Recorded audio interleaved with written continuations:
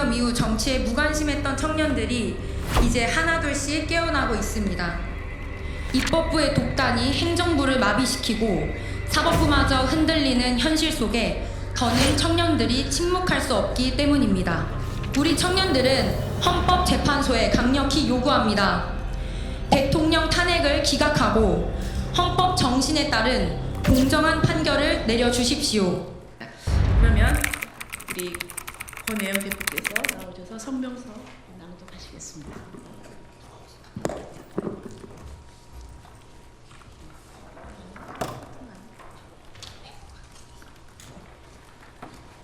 안녕하세요. 저는 탄핵을 반대하는 대한민국 청년들 대표 권예영입니다. 현재 비상계엄 이후 정치에 무관심했던 청년들이 이제 하나둘씩 깨어나고 있습니다. 연일 이어지는 대학가 시국선언이 이를 보여줍니다. 그 이유는 명확합니다. 입법부의 독단이 행정부를 마비시키고 사법부마저 흔들리는 현실 속에 더는 청년들이 침묵할 수 없기 때문입니다. 오늘 우리는 야당의 의회 독재가 국민 주권을 침탈하여 마지막 이 나라의 최후 보루인 헌법재판소마저 정치적 타협에 흔들리고 있는 이때 이를 좌시하지 않기 위해 생계를 박차고 이 자리에 섰습니다. 우리 청년들은 헌법재판소에 강력히 요구합니다. 대통령 탄핵을 기각하고 헌법 정신에 따른 공정한 판결을 내려주십시오. 여야 합의 없이 강행되는 마은혁 재판관 임명을 정당화하려는 압박을 중단하십시오. 제가 먼저 헌법재판소의 마은혁 재판관 후보자 임명 권한쟁의 심판 인용에 대한 의견을 발표하겠습니다. 어제 헌법재판소는 국회의장의 권한쟁의 심판 청구를 받아들여 만장일치로 국회의 권한이 침해되었다는 결정을 내렸습니다. 그러나 우리는 이 결정이 국민을 기만하는 것이며 마치 여야 간 합의 없어도 마은혁 재판관을 임명해야 한다는 무언의 압박을 헌법재판소가 나서서 가하는 공정성과 균형을 잃은 결정이라고 생각합니다. 우리는 헌법재판소가 정치적 논리에 휘둘리지 않고 헌법적 원칙과 절차를 엄격히 지킬 것을 촉구합니다. 헌법재판소는 마은혁 재판관 임명 보류가 국회의 권한을 침해했다고 판단했습니다. 그러나 이 청구는 국회 전체가 아니라 단 한 명의 국회의원, 우원식 국회의장이 제기한 것입니다. 국회의장은 국회를 대표하는 행정적 역할을 할 뿐 국회의원의 의견을 전면적으로 대변할 수 없습니다. 헌법재판소는 권한쟁의 심판의 청구인을 국회로 해석했기 때문에 문형배 헌법재판소장 권한 대행조차 청구인으로서 국회의장이 단독으로 청구할 자격이 있는지 의문을 제기한 바 있습니다. 시작부터 흠결이 있는 청구안이었습니다.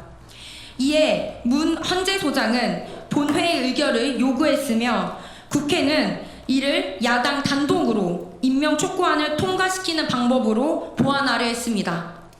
이 과정에서 발생한 의결안의 내용은 그 자체로 정치적 선언에 불과하며 국회가 청구인 자격을 보완하기 위한 입장으로 해석하기 어렵습니다.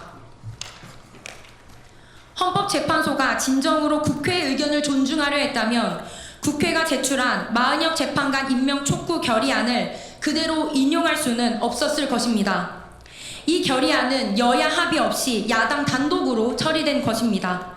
국회의석 300석 중 168석, 그것도 야당 의석만 반영된 결정을 국회 전체 뜻으로 간주하는 것은 왜곡입니다. 권한쟁의 심판의 청구인 자격은 본회의 의결을 통해 충족되어야 하는데 국회의장은 야당 단독으로 촉구된 결의안만을 제출한 것입니다.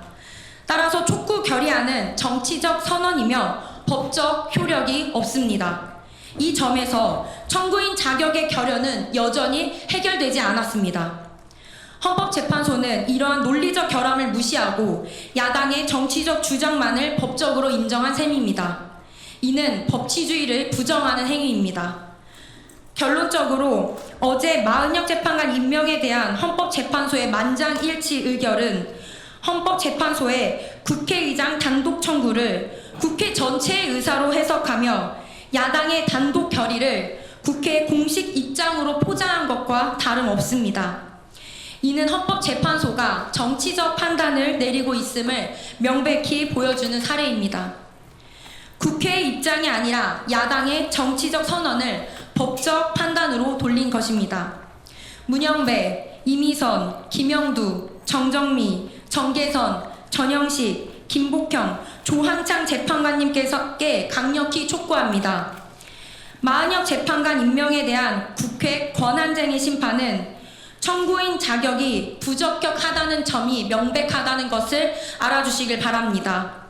따라서 권한쟁의 심판 청구는 각하되어야 마땅합니다. 우리는 이 나라가 여야 간 갈등에 깊이 분열되고 있는 현실을 잘 알고 있습니다. 그럼에도 불구하고 헌법재판소가 정치적 결정을 정당화하려는 순간 법치주의는 무너지고 말 것입니다. 국민은 숫자로 만든 합의가 아니라 진정한 사회적 합의를 원하고 있습니다.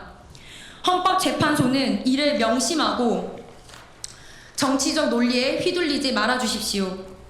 헌법과 법리의 원칙에 따른 공정한 판결을 내려주십시오. 다음으로 대한민국의 법치와 민주주의 수호를 위한 헌법재판소와 최상목 권한대행에 대한 촉구 내용을 한재승 청년이 발표하겠습니다.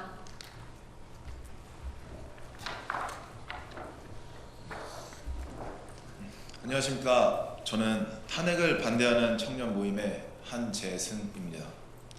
지금 대한민국은 법치와 공정성이 무너지고 있습니다. 정치는 국민적 합의로 이루어져야 함에도 오늘날 대한민국은 특정 세력의 일방적인 폭주 속에서 기본적인 민주적 절차마저 무너지고 있습니다. 헌법이 보장하는 민주주의와 법치주의가 흔들리는 이 위태로운 현실 앞에서 우리는 대한민국의 미래를 걱정하지 않을 수 없습니다. 또한 현재 야당은 국가의 근간을 흔드는 독단적인 행보를 이어가고 있습니다.